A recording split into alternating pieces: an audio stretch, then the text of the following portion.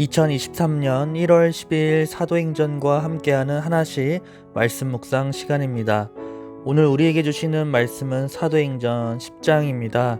오늘도 우리 박경련 집사님께서 말씀을 읽어주셨습니다. 하나님의 말씀을 경청하십시오. 가이사랴에 고넬료라 하는 사람이 있으니 이달리아 부대라 하는 군대의 백부장이라. 그가 경건하여 온 지방과 더불어 하나님을 경외하며 백성을 많이 구제하고 하나님께 항상 기도하더니, 하루는 제9시쯤 되어 환상 중에 밝히 보매 하나님의 사자가 들어와 이르되 고넬료야 하니, 고넬료가 주목하여 보고 두려워 이르되 주여 무슨 일이니이까? 천사가 이르되 내 기도와 구제가 하나님 앞에 상달되어 기억하신 바가 되었으니 내가 지금 사람들을 욥바에 보내어 베드로라 하는 시몬을 청하라. 그는 무두장이 시몬의 집에 유숙하니 그 집은 해변에 있다 하더라. 마침 말하던 천사가 떠나매 고넬료가 집안 하인 둘과 부하 가운데 경건한 사람 하나를 불러 이 일을 다 이루고 욥바로 보내니라. 이튿날 그들이 길을 가다가 그 성에 가까이 갔을 그때에 베드로가 기도하려고 지붕에 올라가니 그 시각은 제6시더라. 그가 시장하여 먹고자 하매 사람들이 준비할 때에 황홀한 중에 하늘이 열리며 한 그릇이 내려오는 것을 보니 큰 보자기 같고 내 귀를 메어 땅에 들이웠더라. 그 안에는 땅에 있는 각종 네 발 가진 짐승과 기는 것과 공중에 나는 것들이 있더라. 또 소리가 있으되 베드로야 일어나 잡아먹어라 하거늘. 베드로가 이르되 주여 그럴 수 없나이다. 속되고 깨끗하지 아니한 것을 내가 결코 먹지 아니하였나이다 한데, 또 두 번째 소리가 있으되 하나님께서 깨끗하게 하신 것을 네가 속되다 하지 말라 하더라. 이런 일이 3번 있은 후 그 그릇이 곧 하늘로 올려져 가니라.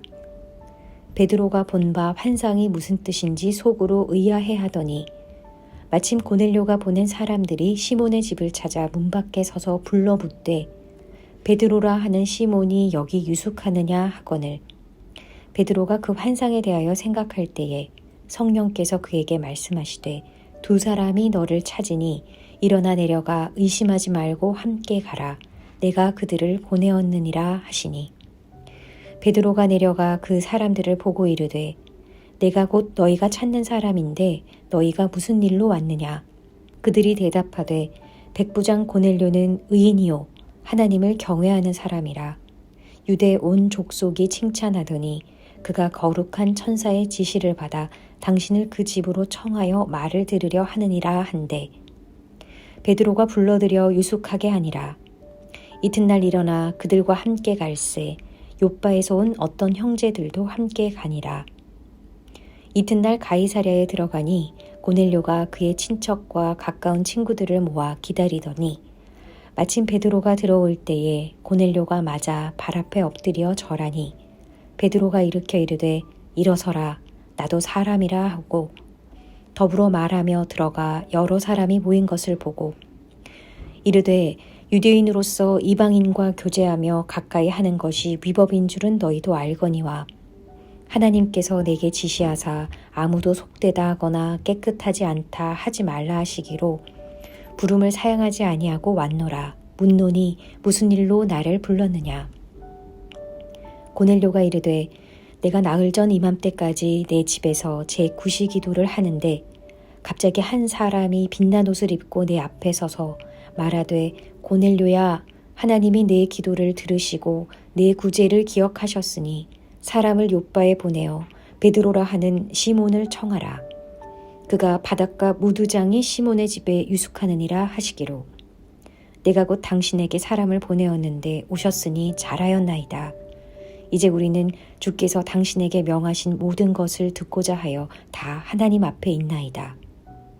베드로가 입을 열어 말하되 내가 참으로 하나님은 사람의 외모를 보지 아니하시고 각 나라 중 하나님을 경외하며 의를 행하는 사람은 다 받으시는 줄 깨달았도다. 만유의 주 되신 예수 그리스도로 말미암아 화평의 복음을 전하사 이스라엘 자손들에게 보내신 말씀 곧 요한이 그 세례를 반포한 후에 갈릴리에서 시작하여 온 유대에 두루 전파된 그것을 너희도 알거니와 하나님이 나사렛 예수에게 성령과 능력을 기름 붓듯 하셨음에 그가 두루 다니시며 선한 일을 행하시고 마귀에게 눌린 모든 사람을 고치셨으니 이는 하나님이 함께 하셨음이라. 우리는 유대인의 땅과 예루살렘에서 그가 행하신 모든 일의 증인이라. 그를 그들이 나무에 달아 죽였으나 하나님의 사흘 만에 다시 살리사 나타내시되 모든 백성에게 하신 것이 아니요 오직 미리 택하신 증인 곧 죽은 자 가운데서 부활하신 후 그를 모시고 음식을 먹은 우리에게 하신 것이라.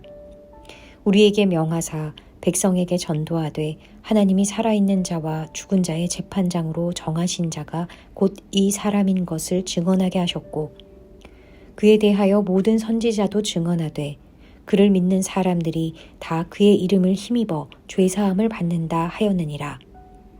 베드로가 이 말을 할 때에 성령이 말씀 듣는 모든 사람에게 내려오시니 베드로와 함께 온 할례 받은 신자들이 이방인들에게도 성령 부어 주심으로 말미암아 놀라니 이는 방언을 말하며 하나님 높임을 들음이러라. 이에 베드로가 이르되 이 사람들이 우리와 같이 성령을 받았으니 누가 능히 물로 세례 베품을 금하리요 하고 명하여 예수 그리스도의 이름으로 세례를 베풀라 하니라. 그들이 베드로에게 며칠 더 머물기를 청하니라. 사도행전 10장은 9장에 이어 계속해서 사도행전 1장 8절 오직 성령이 너희에게 임하시면 너희가 권능을 받고 예루살렘과 온 유대와 사마리아와 땅끝까지 이르러 내 증인이 되리라 라는 말씀에 근거하여 복음이 점점 퍼져나가는 생생한 장면을 담고 있습니다. 오늘 말씀에는 새롭게 고넬료라는 한 인물이 등장합니다.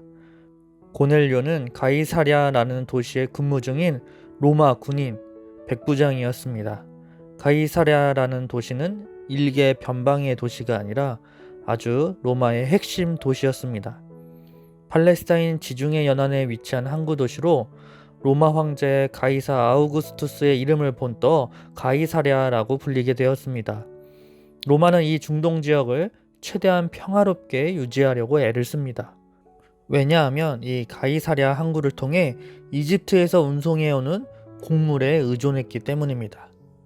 즉 가이사랴에 배치되었던 백부장 고넬료는 성실하고 신뢰받는 군인이었다고 볼 수 있습니다. 오늘 말씀 스토리를 간단하게 이야기하자면 하나님께서 고넬료에게 천사를 보내어 요바에 있는 베드로 사도를 집으로 데려오라고 전합니다. 고넬료는 경건한 사람이었기에 하나님 말씀에 바로 순종하여 베드로를 데리고 오기 위해 하인들을 보냅니다. 하인들이 요바에 다다를 때쯤 베드로에게도 하나님께서 환상을 보여주십니다. 하늘에서 큰 보자기가 내려오는데 그 안에는 정한 동물도 있었지만 부정한 동물들도 함께 들어 있었습니다. 하나님께서 베드로에게 그 안에 있는 것들을 잡아 먹으라고 명령합니다. 베드로 입장에선 입에도 또 근처에도 가지 않던 부정한 동물들을 먹을 수 없었기에 손사래를 치며 거절했습니다. 하나님께서 드디어 하시고 싶은 말씀을 하십니다. 베드로야, 어느 짐승이든 속되거나 더럽다고 하지 말아라. 모두 내가 깨끗하게 만들었다. 예수님을 믿지만 아직 율법에 매여 있는 유대인 베드로에겐 큰 충격적인 명령이었습니다. 이렇게 똑같은 방식으로 3번 반복하고 큰 보자기는 하늘로 올라갑니다. 하나님께서 고넬료에게 보여주신 환상은 직접적이었지만 베드로에게 보여준 환상은 상징적인 부분들이 있었기에 과연 이 환상이 의미하는 것이 무엇인지 고민해야 했습니다. 아마 베드로는 그 고민을 가지고 고넬료 집에 가는 동안 계속되었을 것입니다. 이후 베드로와 고넬료가 만나게 되었습니다. 서로의 이야기를 통해 이 모든 일이 하나님께서 계획하신 일들임을 깨달았고 최초로 이방인 고넬료에게 복음이 전해지고 고넬료와 고넬료 집안에 성령이 임하는 사건이 기록되어 있습니다. 오늘 고넬료와 베드로 사건을 통해 우리가 조심해야 할 메시지가 있다면 바로 관용이라는 부분이지 않을까 싶습니다. 이방인도 성령을 받을 수 있다는 부분에서, 또 베드로 보자기 환상에서 하나님께서는 이제 기준이 없고 모든 것을 허용한다는 메시지로 받아들일 수 있기 때문입니다. 이런 측면에서 우리는 있는 모습 그대로 받아주시는 하나님의 사랑을 돌아볼 필요가 있겠습니다. 있는 모습, 우리의 모습 그대로 사랑하시는 하나님의 은혜는 한없이 부족한 우리에게 복음의 메시지임은 확신합니다. 그러나 그 주님의 은혜가 작동하기 위해선 우리의 진정한 용서를 통한 회개와 성령님으로 인해 변화될 삶을 사모하는 마음이 있어야 하고, 또 이후 그런 삶으로의 변화가 있어야 하나님께서 베푸신 그 은혜와 그 사랑이 의미 있는 것이겠습니다. 오늘 고넬료 이 사건이 단순히 하나님께서 모든 사람을 있는 그대로 받아주십니다 라는 메시지였다면, 고넬료가 굳이 경건하고 하나님을 두려워하는 사람이었다는 사실은 그리 중요하지 않았을 것입니다. 그리고 또 굳이 예수님의 복음을 듣지 않고 있는 그대로 있어도 됐을 것이었습니다. 하나님은 우리를 있는 모습 그대로 초대하시지만, 동시에 그 초대에 응하려면 응한다는 것은 바로 우리의 회개, 용서, 또한 세례를 받고 성령을 통해 완전히 변화된다는 뜻입니다. 사도행전 말씀을 계속해서 묵상하면서 복음의 메시지가 또 예루살렘, 유대, 사마리아, 그리고 오늘 이방인 땅끝까지 퍼져나가는 장면을 보며 복음을 기다리고 로마의 신이 아닌 진정한 하나님을 사모하고 기다렸던 자들을 통해, 그리고 결국 어제 하나씩 말씀처럼 나를 변화시키고 나를 통해 일하실 그 하나님을 소망하고 기대하게 되는 것이 이 사도행전 묵상의 특징인 듯 싶습니다. 오늘 말씀을 통해 우리에게 주어지는 그 도전, 다시금 하나님 앞으로 또 회개의 자리로, 기도의 자리로, 우리의 삶의 변화의 자리로 이끄시는 성령님의 역사가 우리 우신가족 모두에게 임하기를 간절히 소망합니다. 기도하겠습니다. 하나님, 계속되는 사도행전 말씀을 통해 우리도 그 초대교회 현장에 서게 하고, 오늘은 특별히 고넬료로, 베드로로 말씀 가운데 초청하셔서 또 그 자리에서 묵상하게 하시니 감사합니다.